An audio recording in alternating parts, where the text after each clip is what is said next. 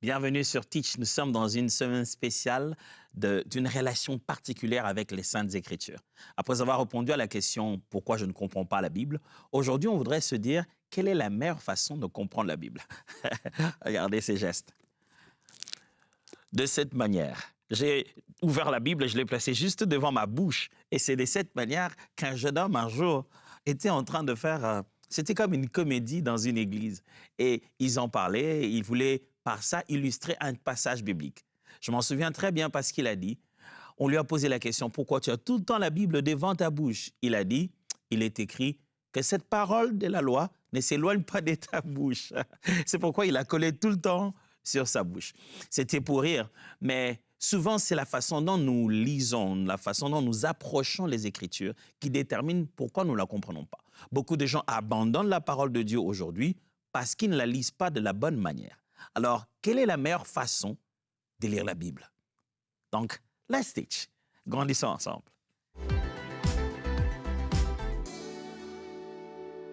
Dans Actes des Apôtres, chapitre 17, les versets 11 à 12, voici ce qui est écrit.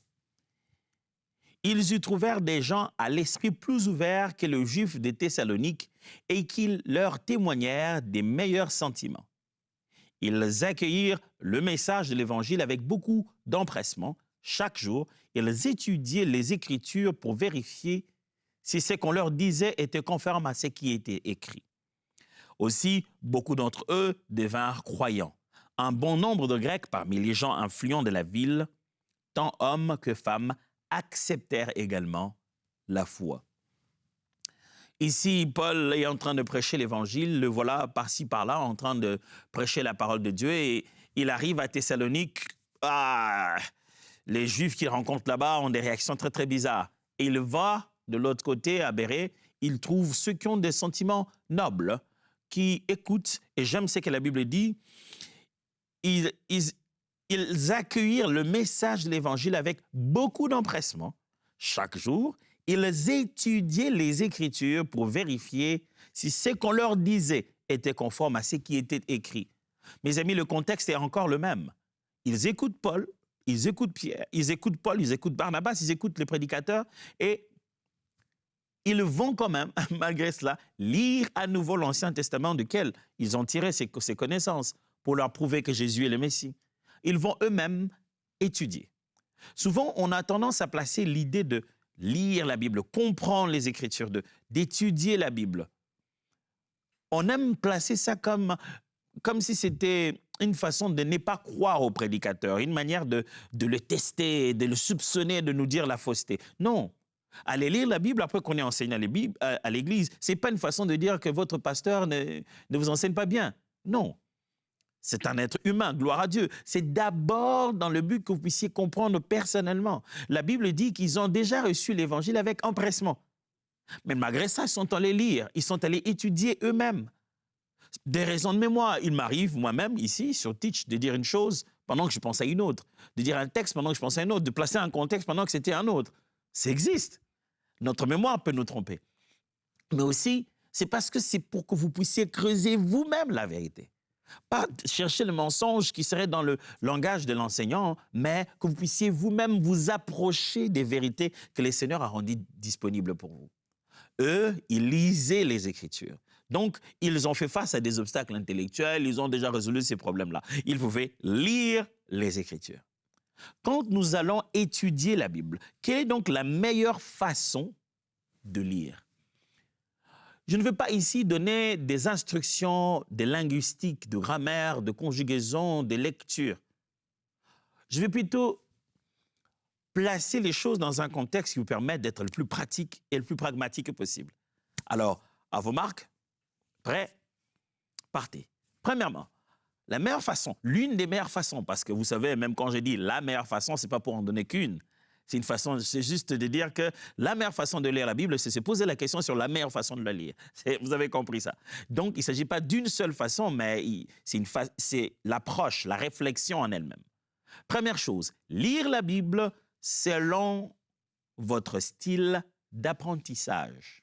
Ouais, ça, c'est important. Nous sommes des êtres humains sur la terre. Il a été clairement prouvé que nous n'apprenons pas les choses de la même manière.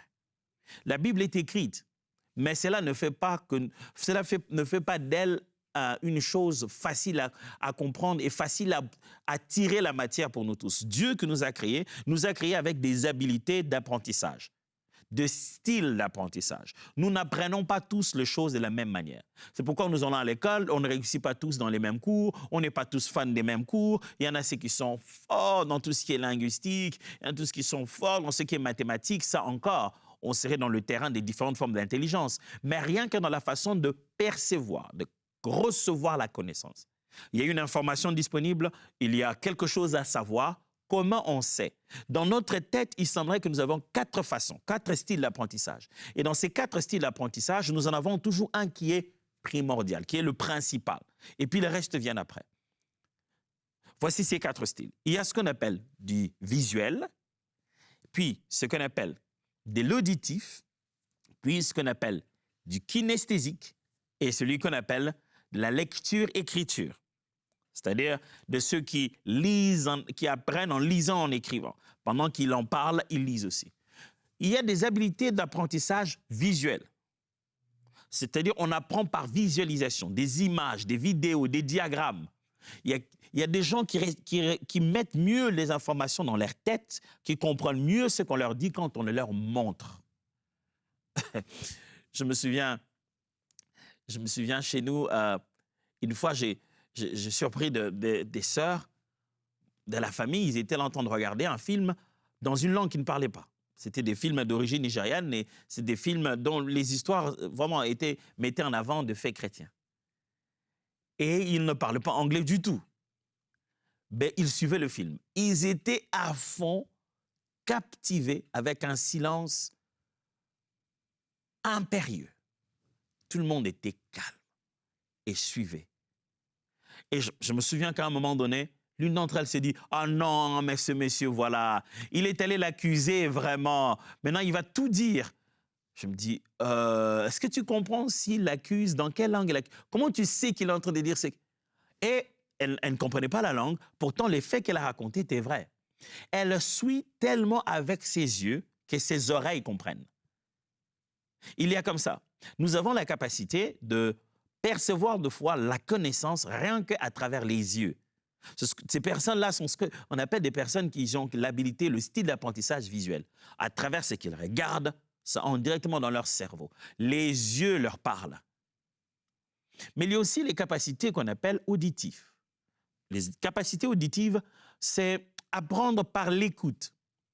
Discussion, conférence, ce genre de personnes, ce qu'ils entendent leur suffit pour visualiser.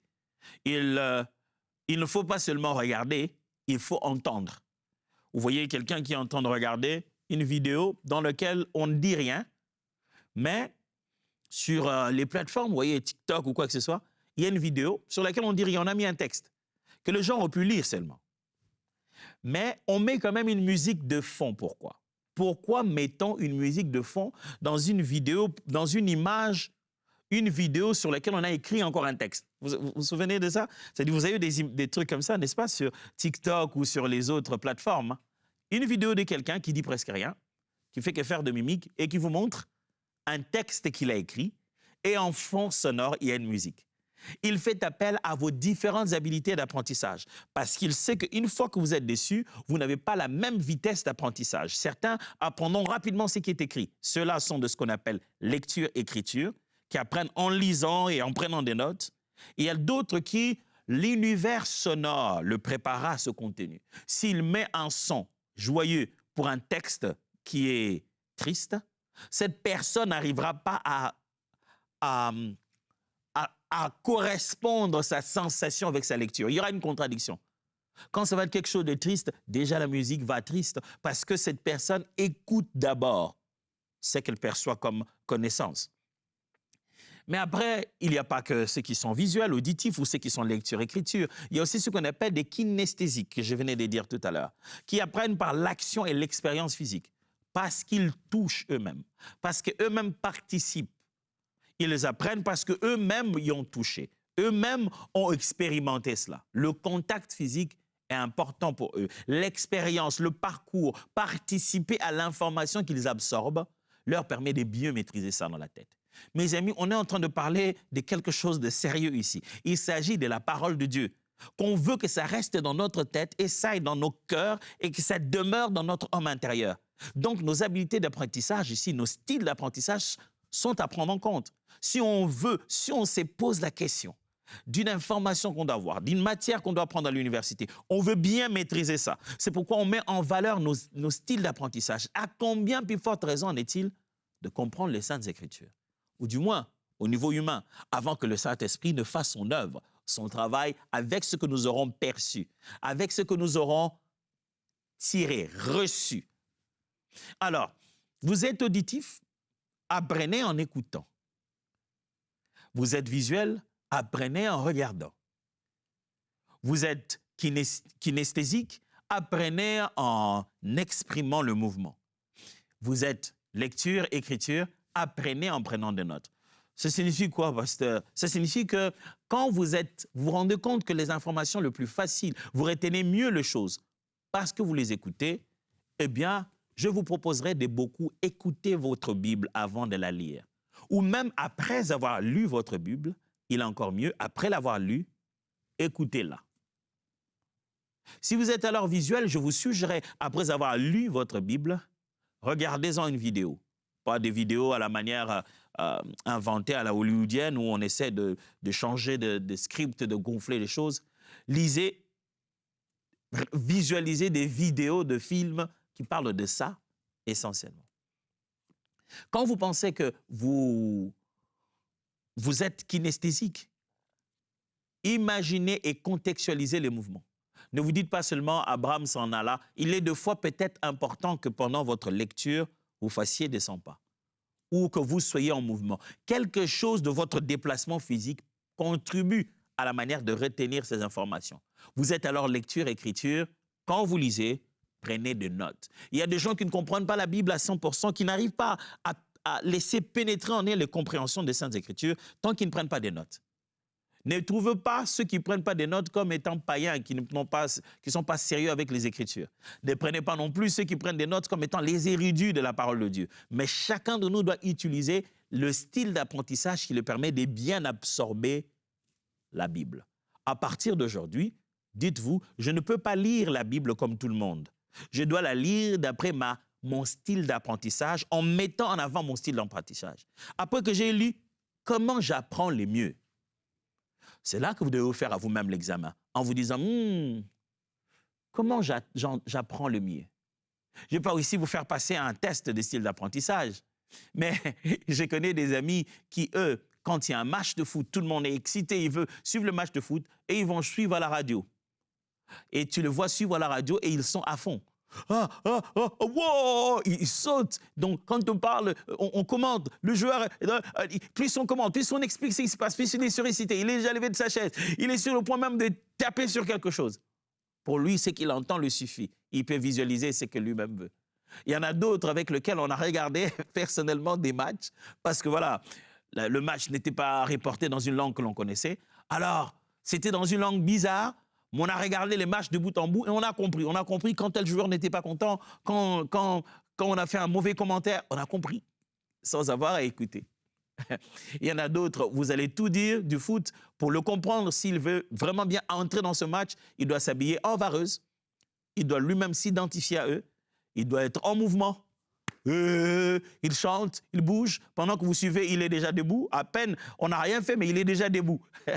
Parce que le mouvement, il devait bouger dans le sens de sa connaissance.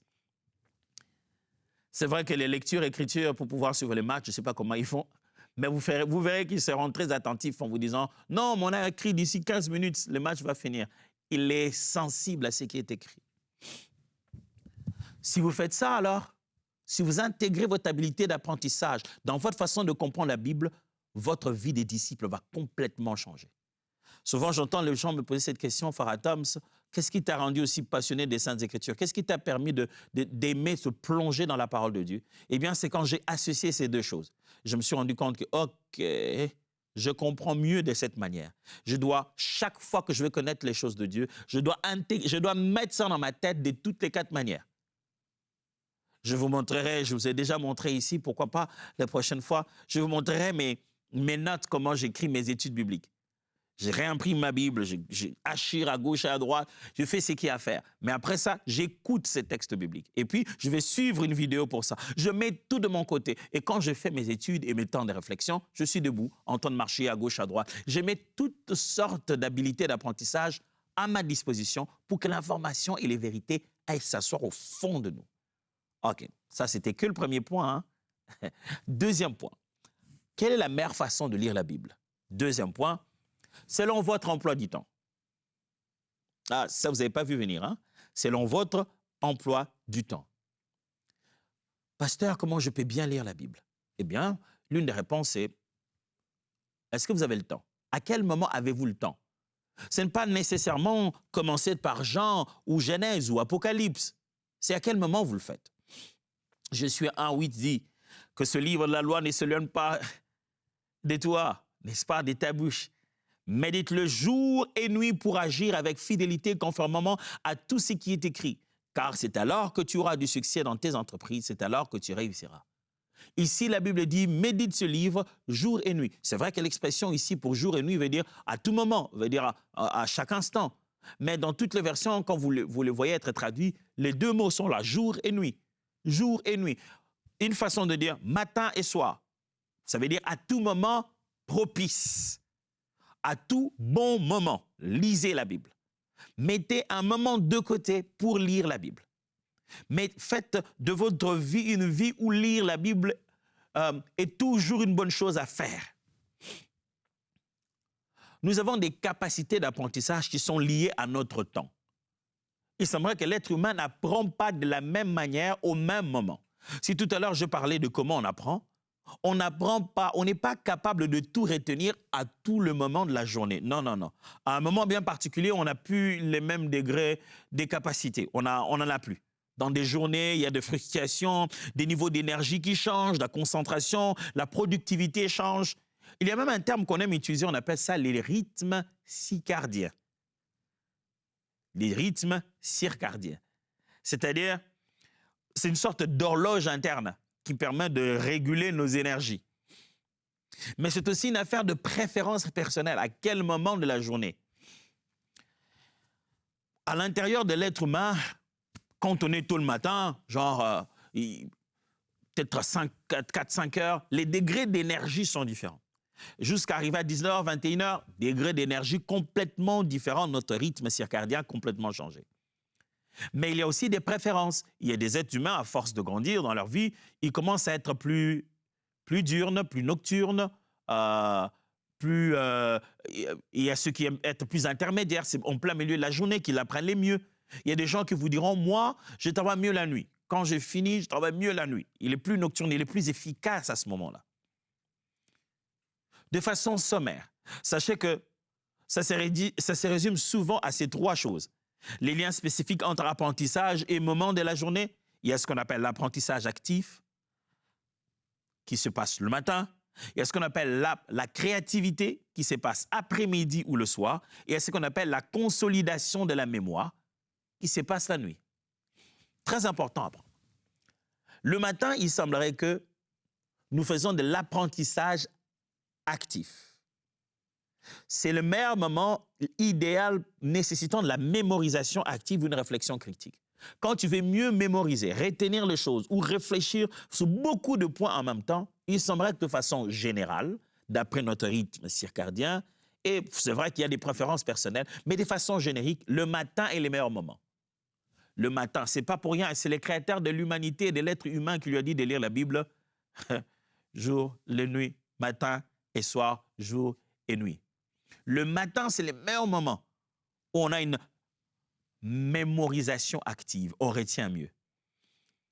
Et midi et soir, le début de la soirée, là, les activités artistiques ou créatives sont souvent mieux réalisées dans l'après-midi ou la soirée. C'est quand on a fait sa première pause, quand on revient là, qu'on ne fournit plus trop d'efforts intellectuels à réfléchir, qu'on pense à la créativité. On pose de petits mouvements, on pense à jouer de la musique, la créativité devient plus active. C'est là que tu peux dessiner ton étude biblique, faire de petits graphiques pour ça, parce que maintenant, c'est plus de la créativité. Et puis la consolidation de la mémoire, c'est-à-dire le moment où la mémoire retient tout. Elle fait une sorte de reprise de tout ce qui s'est passé pour dire que voilà, ça, je ne l'oublierai jamais. Ça se passe la nuit. La nuit est donc cruciale car le sommeil joue un rôle essentiel dans le transfert des connaissances acquises vers la mémoire à long terme. Il ne s'agit pas seulement de lire la Bible, il s'agit de comment on va dormir la journée. Parce que quand vous allez dormir le soir, comment vous allez dormir détermine ce que vous allez retenir de ce que vous avez lu. C'est pour cette raison, le repos est très important. Prenez le temps d'aller vous reposer, de dormir de la bonne manière, parce que la mémorisation de ce que vous avez lu en dépend. Waouh, c'est vrai ça? Ah ben, c'est pas moi qui l'ai dit. La Bible recommande de lire la parole jour et nuit. C'est-à-dire que la lecture que je fais le matin, la lecture que je fais le soir, comme je viens de vous démontrer, ne va pas avoir le même effet sur ma mémoire. Si je m'en vais lire le soir, c'est pour une consolidation de ce que j'ai déjà lu le matin, là où j'ai fait la mémorisation. Et la journée, je peux faire beaucoup d'éléments de créativité pour résumer, trouver des points de connexion entre ça. C'est pour cette raison que la Bible parle de murmurer, soliloquer, méditer la parole. C'est-à-dire, hormis le fait de l'avoir lu, on doit y penser pendant la journée. On doit laisser la mémoire créative commencer à fonctionner, trouver les liens entre les éléments. Le Saint-Esprit travaillant au fond de nos cœurs. Nous devenons un avec les Saintes Écritures. N'oubliez pas, nous sommes en train de poser la question, quelle est la meilleure façon de lire les Saintes Écritures? Il ne s'agit pas ici de la grammaire ou de comment poser votre livre ou votre Bible sur votre table. Il s'agit des approches ici. Je commençais par dire, lire la Bible, si on veut bien la lire, il faut le faire d'après les styles d'apprentissage et j'en ai relevé 4. J'ai dit aussi que si on veut bien lire la Bible, on doit le faire d'après notre emploi du temps. J'ai combiné l'idée selon laquelle notre capacité d'apprendre ou de comprendre dépend d'un moment spécifique de la journée. Ce que l'on fait le matin, la manière dont on étudie le matin, on ne comprend pas de la même manière à midi ou le soir. Et donc, il est préférable de concentrer une étude bien particulière à un moment bien particulier de la journée. Troisièmement, quelle est la meilleure façon de lire la Bible? Avec Jésus-Christ en tête. Tu veux dire quoi? Je veux juste te dire que quand vous voulez bien lire la Bible, vous voulez vraiment bien lire la Bible, c'est là qu'il est écrit. N'oubliez pas Jésus dans votre tête. Quand vous lisez, où que ce soit que vous tombez, tenez compte du fait que Jésus-Christ est venu, mort et ressuscité. Jean chapitre 5, versets 39 à 40 dit ceci. Vous étudiez avec soin les Écritures parce que vous êtes convaincus d'y trouver la vie éternelle. Or, précisément, elles aussi témoignent de moi. Mais voilà, vous ne voulez pas venir à moi pour recevoir la vie éternelle. Jésus parlait aux scribes et parlait aux Juifs dans le livre de Jean. Il leur dit, vous sondez les Écritures parce que vous pensez trouver en elles la vie éternelle, mais c'est elle qui parle de moi. Mais vous ne voulez pas venir à moi pour avoir la vie éternelle. Il leur dit, ce que vous essayez de trouver dans la lettre existe déjà en tant que personne. La lettre vivante existe. Si vous ne voulez pas venir vers la lettre vivante, vous ne trouverez pas la vie dans la lettre. Et Jésus-Christ montre très bien que sans lui, la parole n'a pas de vie. Alors quand vous voulez vraiment la meilleure façon de lire la Bible, si vous êtes déjà chrétien, Jésus doit être dans votre tête. Souvenez-vous de Jésus. Si vous ne l'êtes pas, eh bien, il doit commencer à être d'abord dans votre cœur. Il doit d'abord devenir maître de votre vie. Quand je dis avoir Jésus dans la tête, ça veut simplement dire que toute l'interprétation des Saintes Écritures se base sur la venue, la mission et l'accomplissement que Jésus-Christ a fait. Il est donc le centre de toute interprétation. Romains chapitre 10, verset 4 dit « La loi devait conduire vers celui qui en est l'accomplissement, le Messie. Maintenant que le Christ a paru, le rôle de la loi a pris fin. À présent, la justice est donnée à tous ceux qui placent leur confiance en lui. » La Bible dit bien, la loi devait conduire vers celui qui en est l'accomplissement, à savoir Christ. Et quand Christ est apparu, le sort de la loi a complètement changé. Alors, vous ne pouvez pas lire ceci en oubliant que l'Ancien Testament menait à l'accomplissement de l'arrivée de la personne de Jésus-Christ. Vous ne pouvez pas lire tous ces livres en oubliant que c'est quelqu'un qui devait venir. Ces Écritures parlaient de la parole faite chair. Alors, vous voulez bien lire la Bible, ayez Jésus-Christ en tête. Vous voulez lire la Bible, ayez Jésus-Christ dans le cœur. Et enfin, comment mieux lire la Bible? Quelle est la meilleure façon d'aborder les 7 Écritures?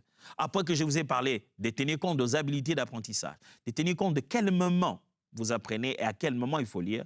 Et je vous ai demandé de tenir compte de la personne de Christ. Christ comme l'accomplissement de la loi, le début de la grâce. Christ comme parole faite chair, source de la vie éternelle, que tout le monde cherche dans la parole. Eh bien, la 4e des choses, pour bien lire la Bible, il faut le lire dans le but d'obéir. N'allez pas lire les Saintes Écritures pour y chercher une façon juste de vous défendre ou un texte pour justifier une chose sur les réseaux sociaux parce qu'on vous a posé des questions. N'allez pas lire la Bible juste pour flageller les autres avec les Écritures qui les condamneraient mieux ou pour vous armer en vue de vous défendre dans les conversations avec les amis qui pour vous sont un peu trop religieux. Allez lire la Bible parce que vous voulez entendre Dieu vous parler avec autorité. Pas parce que vous allez débattre avec lui, mais parce qu'il va parler avec autorité. Et votre cœur va dire, oui, me voici Seigneur, fais de moi ce que tu veux. Jacques chapitre 1, versets 21 à 22 dit ceci.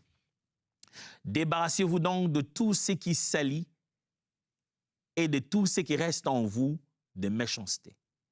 Accueillez dans un esprit humble et docile la parole implantée en vous, car elle a le pouvoir de vous conduire au salut.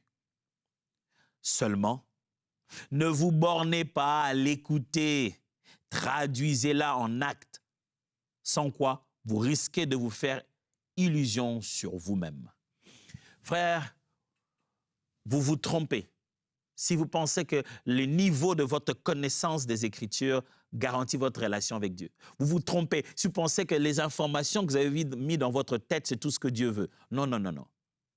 C'est lorsque vous aurez mis cela en pratique. Vous êtes dans une illusion si vous pensez que Dieu est juste content parce que vous êtes un grand érudit, pardonnez-moi, un érudit de la parole de Dieu.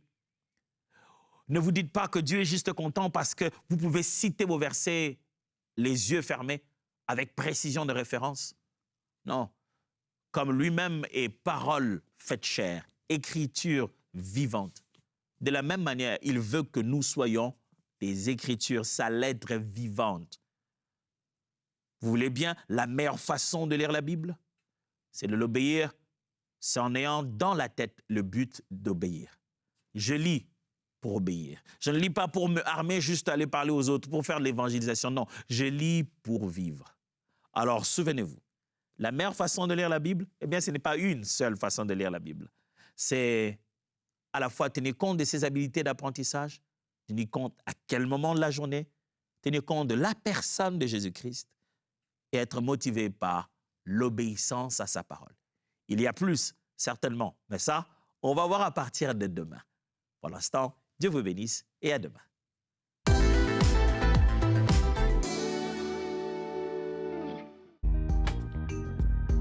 Merci à tous nos précieux partenaires grâce auxquels cette émission a pu être réalisée. Vous aussi, rejoignez la grande famille des partenaires d'EMCI TV en faisant un don sur emcitv.com/don.